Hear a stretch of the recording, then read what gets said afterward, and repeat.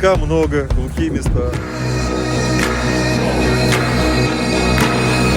На пикник у моря.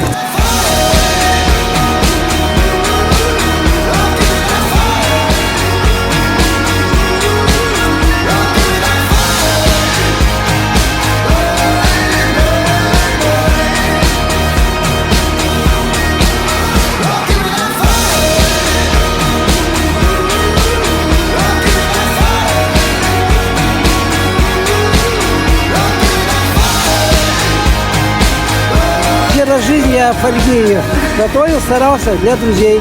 Еще на берегу моря. Да. Сядьте, дети, сядьте в круг, сядьте в круг, сядьте в круг. Какая вкусная. Когда соли не было, золой посыпали. Чуть-чуть прям. Вот она, вкуснятина. Наше детство. Это хорошая компания, это хороший настрой, и поэтому все вкусно.